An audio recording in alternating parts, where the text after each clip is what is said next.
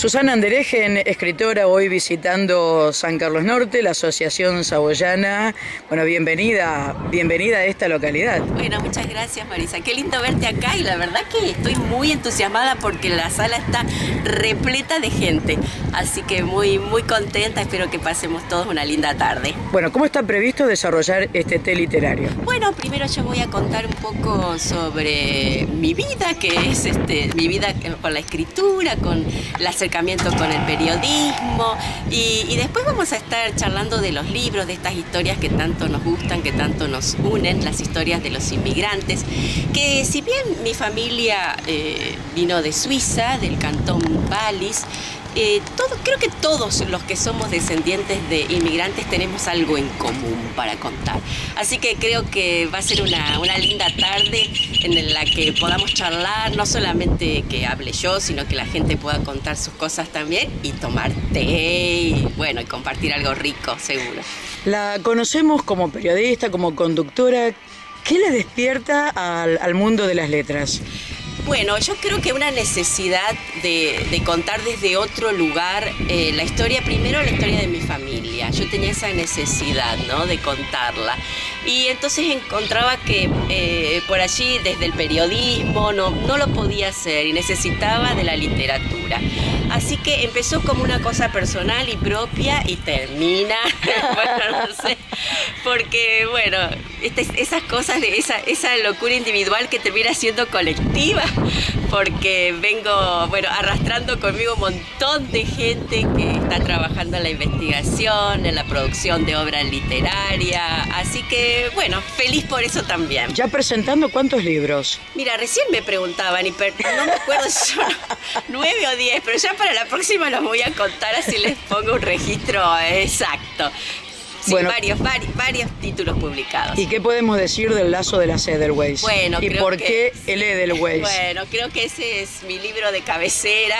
Es la historia de las mujeres de mi propia familia.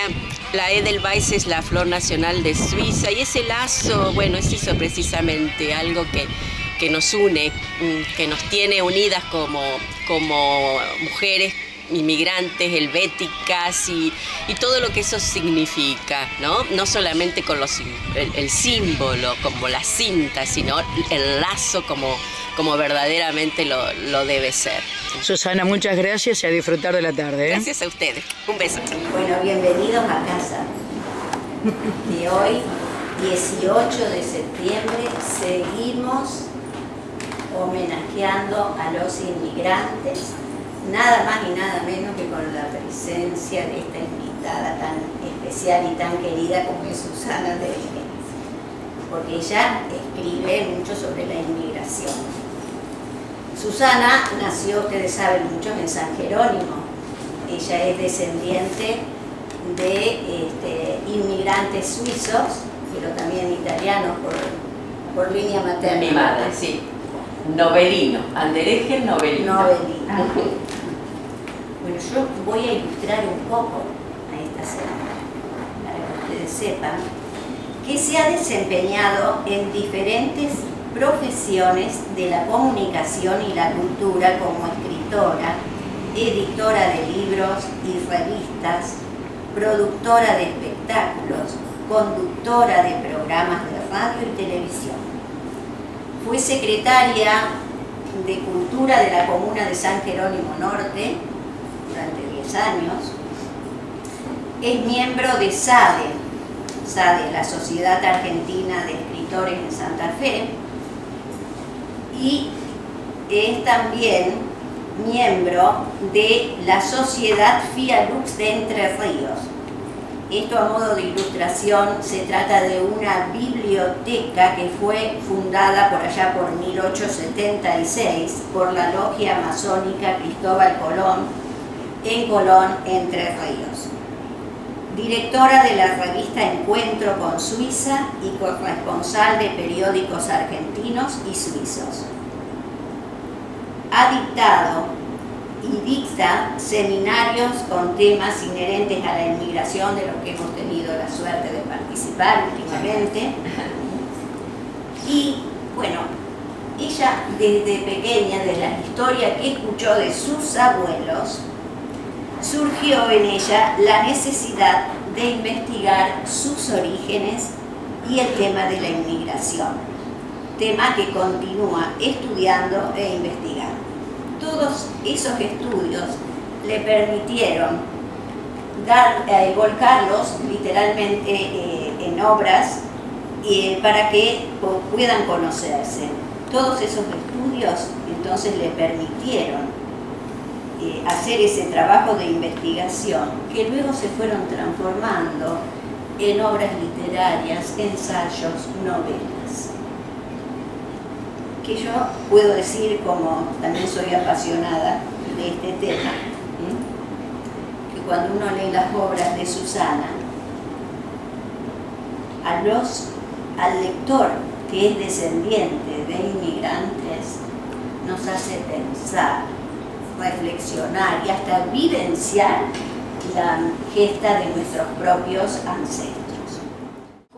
La verdad, como generalmente hacen las personas mayores que tal vez no se acuerdan del día corriente, pero con lujo de detalles contaba toda la vida de ellos, de mis abuelos, la vida de sus padres en Suiza, cómo había sido, los pueblos los describían, hasta las calles, la iglesia, cómo era, todo eso. Yo me fui empapando de todo eso desde que era muy chica y le preguntaba y mi abuela contestaba y la verdad que creo que para mí fue la inspiración en ese momento. Yo atesoré todos esos recuerdos.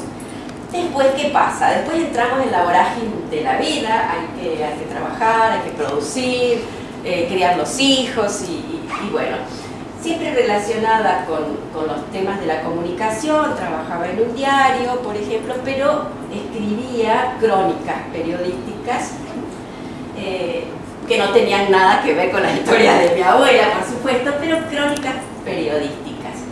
Y creo que hice un hábito de esa escritura, porque en el diario que escribí todos los días, ¿no? Hice un hábito de esa escritura y siempre me quedaba. Y recién me preguntaba, creo que Marisa o los señores de la radio que estaban, cómo después eso derivó en la literatura, ¿no? Porque creía que en ese género en el que estaba no podía contar todo esto que tenía, todas esas historias guardadas.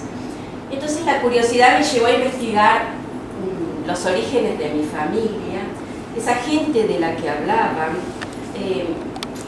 ese idioma, ese dialecto gutural y cerrado en el que se comunicaban entre ellos, los mayores, del cual nosotros pescábamos a veces alguna palabra, del cual aprendimos las malas palabras.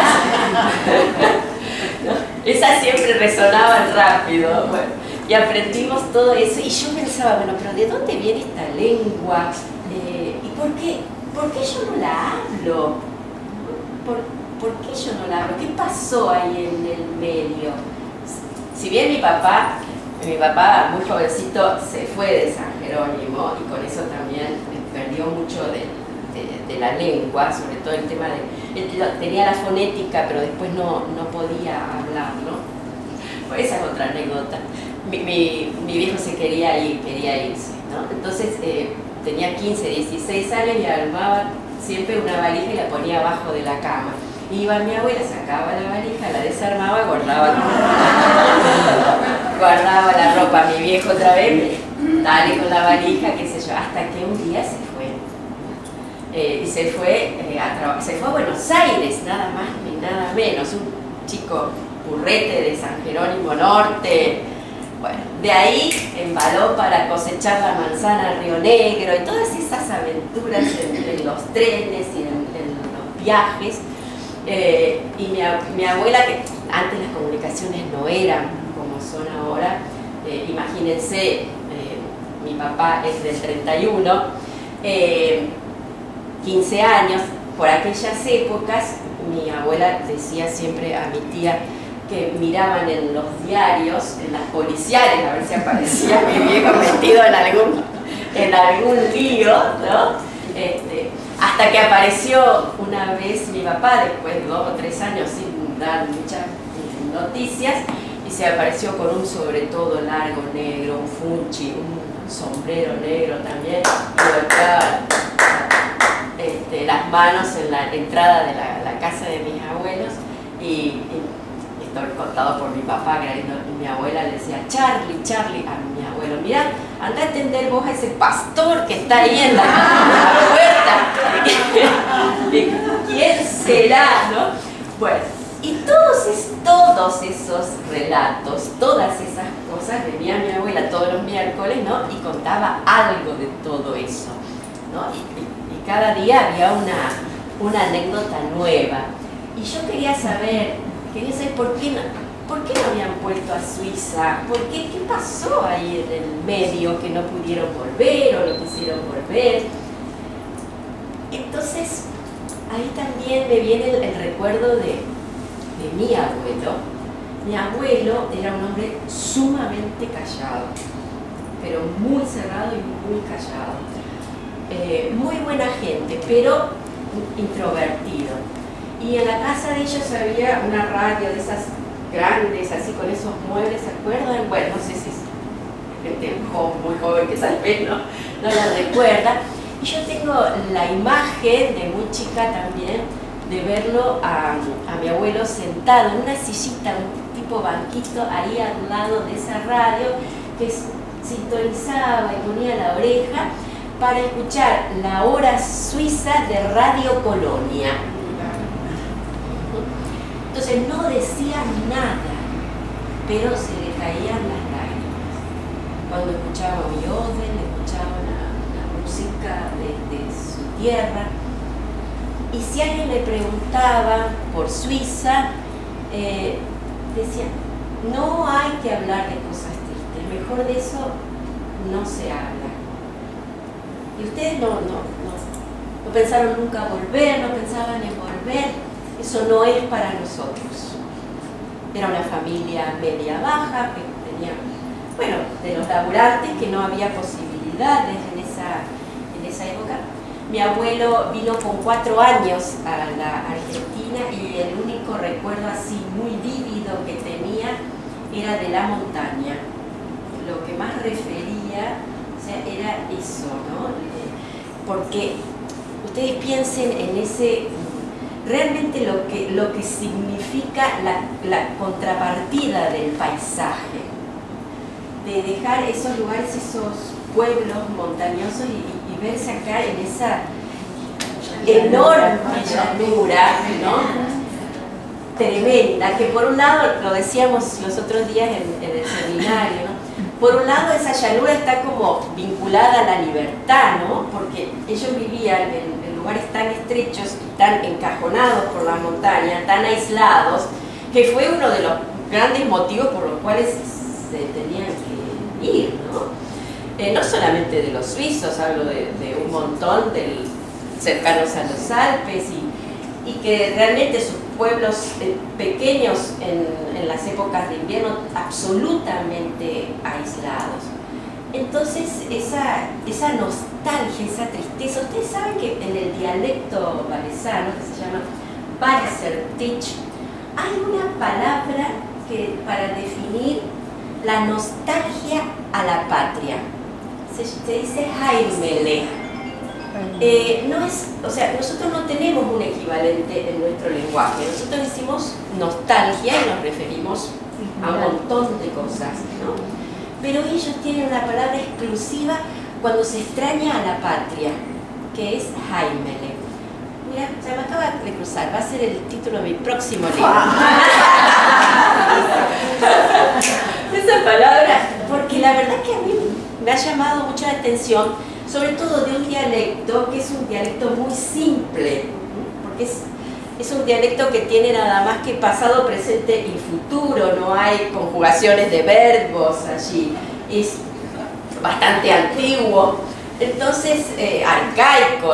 Entonces que tengan una denominación especial para eso tiene un significado increíble si nosotros lo pensamos, ¿no? Porque han tenido eso, han tenido nostalgia a la patria.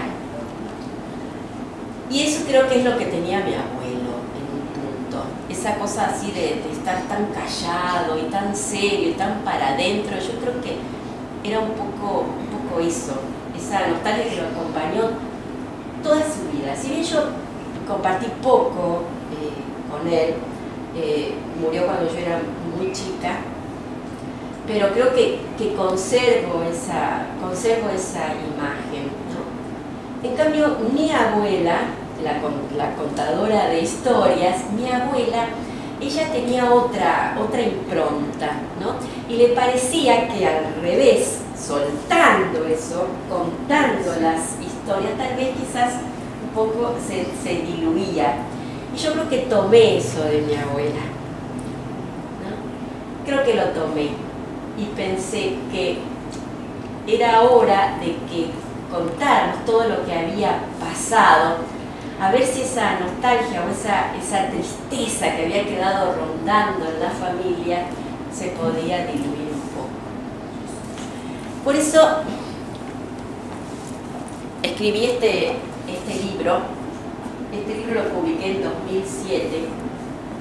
Este es un estudio, más que nada, el género es historiografía. O sea, cuenta la historia y la genealogía de mi familia. Estuve 10 años para escribir este libro porque tiene mucho de investigación y un árbol genealógico donde casi figuran unas 3.000 personas.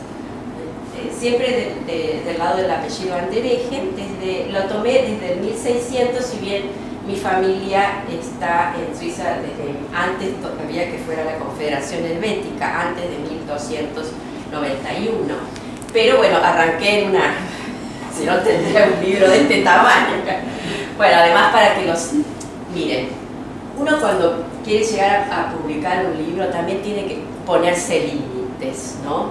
Es decir, bueno, voy a arrancar acá y voy a terminar acá, porque si no, en la investigación es interminable. Siempre aparecen cosas nuevas, fuentes nuevas. Bueno, Estela, vos sabés porque escribiste la historia de tu familia de... Claro, porque hay muchos... Y además, hoy día hay fuentes que se han abierto, archivos nuevos. Cuando yo escribí este libro, yo me fui, por ejemplo, una vez a Buenos Aires, me tuve que quedar una semana entera para poder ir al Archivo de la Nación a copiarle un censo a mano, el censo de 1869. Llegaban todos. Con un lápiz, porque ahí no se podía entrar ni siquiera con una virome en el archivo para no dañar los archivos. Así que durante 5 días estaba ahí primera cuando abrían las 10 de la mañana y última a las 5 cuando cerraban, para copiarme el censo a mano y poder empezar a entender eso. No. Hoy día, gente, esto está digitalizado, todo a un clic. Entonces los investigadores tienen el camino mucho más allanado, mucho más fácil. Hoy estudiar nuestra genealogía, escribir la historia de nuestros antepasados y demás, se puede hacer a través de los portales que tenemos. Tenemos un montón de portales que trabajan en recuperar todo esto. Así que bueno, si hay alguno aquí que tenga ganas, yo los insto a que lo hagan, porque hay muchas posibilidades de llegar a descubrir más de sus orígenes, que es apasionante, se los puedo asegurar, es apasionante. Cuando yo escribí este libro, junté a mi familia en un encuentro en San Jerónimo y nos encontramos de las 4 ramas que vinieron aquí a Argentina, porque todos los Andereje que viven en la Argentina somos parientes, todos, no hay ninguno que diga no, porque yo vine y yo lo agarro y digo vení acá. Sí, no, porque no, vení para acá que vos no zafás, vos estás acá en alguna de estas ramas estás. Así que reunimos a toda la familia y fue precioso, precioso, precioso. Después lo repetimos en Rafaela, donde hay una parte grande de mi familia. Pero ¿qué pasó? No conforme con esto, yo sentía que cuando había hecho el árbol genealógico México, por ejemplo, claro, todo el apellido Andereje es de mi papá. Yo venía escribiendo la genealogía y por ahí, pum, me di cuenta que el libro iba a terminar conmigo, ¿no? Y mis propios hijos ya no iban a aparecer en el libro si seguíamos la línea paterna. Dije, esto no puede ser. Entonces pensaba que esas mismas mujeres que nosotros hemos encasillado en un árbol genealógico, con una fecha que dice nació, se casó y murió, tenían que salirse de esos casilleros, porque esas mujeres tenían y tienen voces, tienen cosas para contarnos. Entonces apareció el lazo de las Edelweiss, que es ni más ni menos que la historia de mi familia, pero contada a través de las mujeres. Son ellas las que cuentan su historia. Son más de 160 años de historia que recorre el libro, desde su instalación en el Cantón Valles de Suiza. Una parte de la familia primero llegó a San José, en Entre Ríos, en 1857. Fueron de los primeros llegados a San José. Y la otra parte a la colonia, yo le digo la colonia valesana, que es San Jerónimo.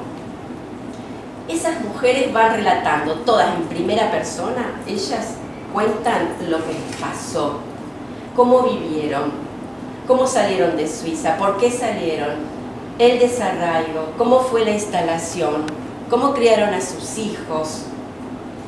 Para darle vida a esto, que no es fácil porque ustedes entienden que esto es historiografía y una novela es ficción. Una novela histórica de ficción se basa en los documentos históricos, pero a su vez recrea distintos pasajes tomados de la ficción.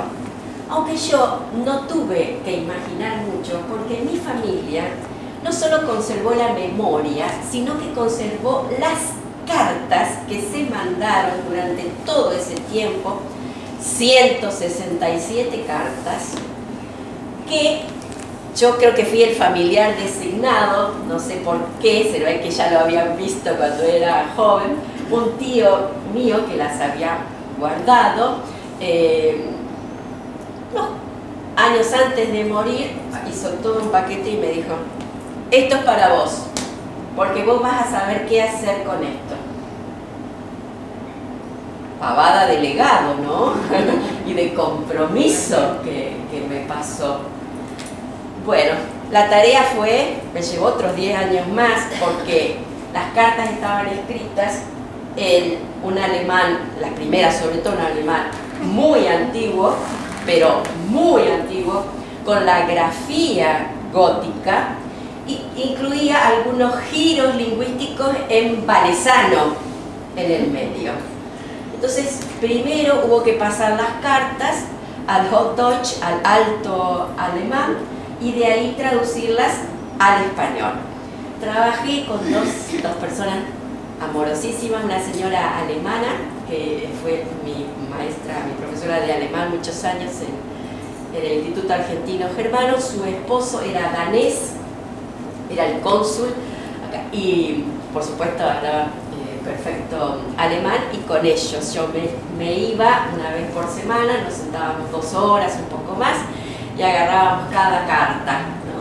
Las cartas y un pedazo. A veces discutíamos, y bueno, entre ellos era fantástico porque siempre se peleaban por una palabra, ¿no? Y tal vez para un párrafo estábamos toda la tarde, ¿no? Hasta que llegaban a ponerse de acuerdo, porque es interpretar el sentido, ¿no? No solamente traducir palabra por palabra, sino el sentido que tiene lo que querían comunicar. Así que yo le pude poner voces a estas mujeres bastante cercanas, bastante ciertas, porque pude reconstruir su historia a través de sus pensamientos. Las de los primeros años, la verdad que son tremendas, son esas cartas, muy, muy tremendas. las mujeres tenían un grado de naturalización de las cosas tan increíble, y de resignación, podría decirles también, que se ve en estos escritos de ellas, en la forma que tenían de escribirlo, porque hay cosas que están escritas en el mismo nivel, así como contaban que cosechaban papas o la cosecha de heno no había sido tan buena, así en el mismo renglón contaban que una hija había muerto. Y entonces había un despojo ahí de la emocionalidad, de los sentimientos, por naturalizar cosas también, mandatos sobre todo.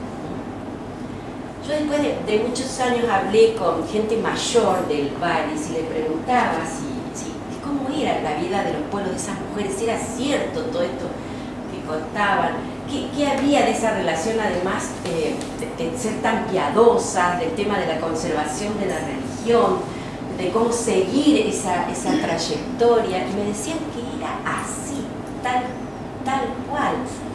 Una mujer paría a la mañana y a la tarde tenía que estar en la misa, porque si no el cura en el púlpito decía que había faltado y que no podía ser, y a la mañana siguiente estaba cosechando papas.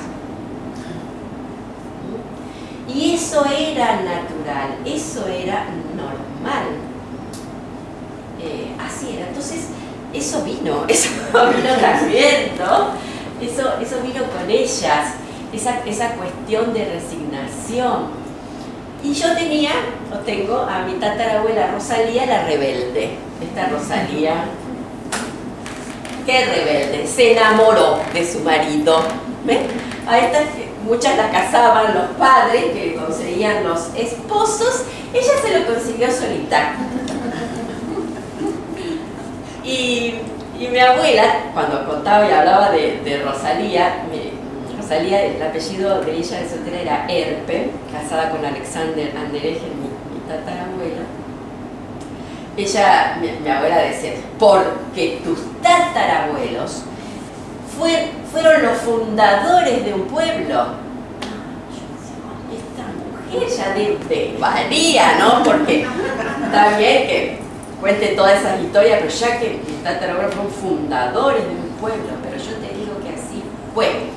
Y tu tatarabuelo la quería tanto a la Rosalía que cuando se murió se enloqueció. Ay, le decía yo, pero no, sí, agarró una pala, hizo un agujero en la tierra y la sepultó en la misma concesión donde vivía. Bueno, imagínense, yo era muy joven, ¿no? Y pensaba, mi abuela es una bolacera que dice cada cosa, esto no puede ser, porque... Bueno, ¿qué pasó? ¿Qué pasó con esta historia? Bueno, primero que mis tatarabuelos no fueron los fundadores de un pueblo, sino que fueron fundadores con otros 530 más, que son los que llegaron a San José, ¿no es cierto? Todos juntos. Pero la abuela, esa historia le servía mejor, ¿no? Que era la fundadora, le caía mucho mejor. Pero lo de Rosalía me costó mucho averiguarlo, porque claro, yo empecé a buscar las partidas de función de ella. Primero, al principio yo pensé que se había vuelto a Suiza. Cuando Alexander vuelve a Suiza, pensé que se había ido. En Suiza no está su fallecimiento, al contrario, ya está en el casamiento con su segunda esposa. En Entre Ríos, en San José, no figura tampoco la defunción, ni en el Palacio San José, ni en las iglesias, nada más, hasta que me topo con una historiadora de allá y me cuenta que cómo era la práctica muchas veces, que muchos terminaban sepultando a sus seres queridos abajo de una palmera, porque la palmera fue lo primero que plantaron cuando llegaron a San José. O sea, al mismo tiempo que hacían sus ranchos, ¿no?, plantaban la palmera. Es como un símbolo. símbolo. Ustedes vayan a Colón, la zona de Colón, San José, y van a ver las casas de campo, todavía hoy, con una palmera ahí, porque además era como un símbolo para que el vecino, ¿no es cierto? O sea, bueno, así que yo salí en busca de la palmera de Rosalía, de las tierras que habían sido de ella y tal vez otros tantos años más, pero la encontré. Y la verdad que lo cuento, esto hace un montón y todavía no saben lo que me genera la misma cosa, la misma emoción que el primer día, ¿no? Pues yo pensaba, esa gente que después agarró todo y se volvió a Suiza. Mi bisabuelo es entrerriano, nació ahí en San José, pero Alexander, se murió la esposa y agarró, vendió todo mal, vendió las tierras y volvió a Suiza.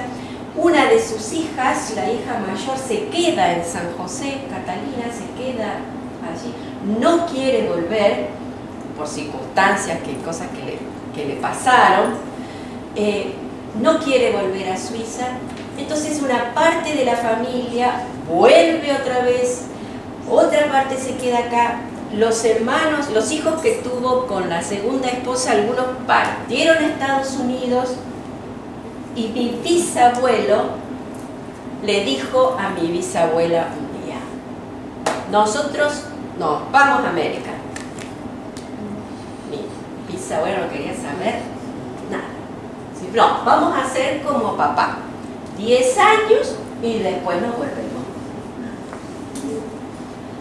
Bueno, ahí hay una carta que está muy buena, esa de Luisa Müller, era mi bisabuela, que dice que el cura la terminó de convencer porque le dijo al marido: hay que seguirlo. ¡Pum! Arriba del barco a la Luisa. Esos mandatos, que gracias a Dios. Arriba del barco. Bueno, pero le dijo, la promesa era 10 años y volvemos. ¿Qué hizo mi bisabuela Müller? Dijo: muy bien, yo no voy a aprender ni una palabra del español para no olvidarme de mi dialecto, para cuando tenga que volver yo no voy a poder hablar con mis hermanos, no voy a poder. Entonces, bueno, escribía todo, que hay un montón de cartas que ella cuenta todas estas historias. Mi bisabuela Luisa Müller murió en San Jerónimo Norte, sin volver a Suiza y sin aprender ninguna palabra de español. Y la verdad que, bueno, todas estas cosas tan movilizantes, yo pensaba que había que sacarlas. No podía quedarme como mi abuelo al lado de la radio llorando. Tenía que hacer lo que hacía mi abuela para sobrevivir, porque mi abuela hacía mucho eso para sobrevivir. Y creo que nosotros mismos, al largar estas historias al universo, también liberamos un poco todas estas cargas. Y creo que para mí, por lo menos yo cumplí el objetivo, porque para mí fue un alivio. Cuando yo publiqué mientras yo lo escribía, me pasaban un montón de cosas que le pasaban a ellas, ¿no? Tengo fiebre, y por ahí yo tengo fiebre, no me siento bien, claro, porque iba escribiendo. Ay, me duele tanto el cuerpo, me parece, ay, a mí me dolía todo. Era como una cosa, ¿no?, que uno va sometizando, no me pasaba nada, pero uno lo sometizaba todo eso. Pero sí recuerdo el alivio que sentí cuando terminé el libro y lo vi publicado. Bueno, listo, acá está, lo largo al mundo. Me soplé, ¿no? Y le volví a poner voces a estas mujeres, y estas mujeres ahora son más libres porque pueden contar su historia.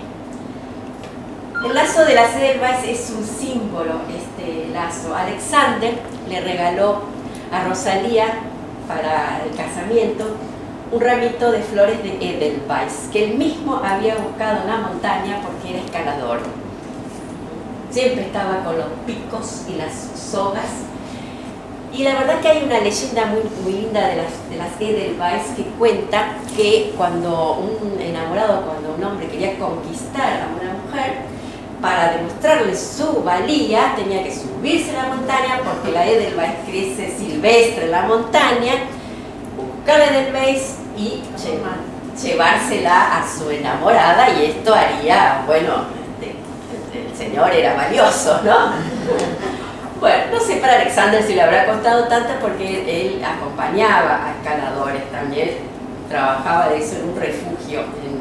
Hoy día es un lugar fantástico, se llama Egilshort, es un lugar hermoso, está pegado al lado del glaciar, que hay ¿cómo se llama? Una silla, no me sale la palabra.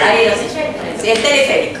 Sí, el teleférico, cosa que hacía antes Alexander, lo subía sin teleférico, obviamente. Le trajo a Rosalía eso atado con una cinta roja, y a mí me pareció el símbolo más lindo para contar que ese lazo fue pasando de generación en generación como la propia sangre helvética de estas mujeres. Y esta es muy resumidamente la historia del lazo de las Edelweiss, que me gustaría, si tienen ganas, si también, de leerles un pequeño fragmento. ¿Sí? Bueno, les voy a contar cuando Rosalía cuando Rosalía y Alexander van al pueblo de Biel a contarles a su familia que se vienen para América. Esto fue en 1857. A la mañana temprano salimos rumbo a Biel. Alexander pidió que vistiera a los niños con su mejor ropa. Un vestido gastado para Catalina y el abrigo que le tejió mi madre formaban su mejor vestuario. Un pantaloncito de paño y un saquito heredado, el de Ignas. Magdalena llorisqueaba en mis espaldas, molesta por llevar su capotita fuertemente atada. La nieve crujía a nuestro paso y solo nos deteníamos de tanto en tanto para ver que nuestros hijos estuvieran secos. Nunca íbamos a visitar a los padres de Alexander en invierno. En la primavera, el jardincito frente a la casa de la abuela Josefa estaba siempre cubierto de flores y las veíamos desde el camino. Ahora todo estaba tapado por una gruesa capa blanca. La abuela abrazó a los niños y los sentó junto al fuego. Calentó leche y convidó pan con un poco de azúcar que guardaba en una pequeña caja de madera cuidada como un tesoro. El abuelo Anton fumaba la pipa en un rincón de la cocina y presentía que algo malo pasaba para que nos presentáramos helados hasta los huesos. Hemos venido a despedirnos, dijo Alexander casi en susurros. Su padre pareció no escuchar. Se levantó lentamente de la silla, tomó su abrigo y salió de la casa. Alexander fue tras de él, adivinando su intención. Yo los miraba por la ventana. El anciano parecía encorvarse cada vez más con cada palabra de Alexander. Cuando mi esposo al fin terminó de contar de las maravillas que decía la gente de una colonia en América, don Anton largó una enorme bocanada de humo que se mezcló entre ambos, envolviéndolos en una espesa nube, mientras que el abrigo no alcanzaba para aplacar su intenso frío. La abuela Josefa miró a mis hijos con gran tristeza, pero no dijo nada. Los hermanos de Alexander se reunieron con nosotros y todos tomamos una copa de vino tibio. Después, largos abrazos. Caminamos juntos hasta la iglesia. Cruzamos apenas la placita del pueblo a pocos metros de la casa de los abuelos. Alexander corrió la nieve y se sentó en el viejo banco de madera al lado de la puerta de entrada. Miró desde allí sus amadas montañas envueltas en el manto blanco. La fuente de agua completamente congelada se veía ese día con una especial belleza. En el interior de la iglesia nos congregamos alrededor de la pila bautismal, en la que mi esposo y sus hermanos fueron iniciados en la fe católica. Aún había un poco de agua bendita que Alexander, el mayor, repartió en la señal del Padre, del Hijo y del Espíritu Santo.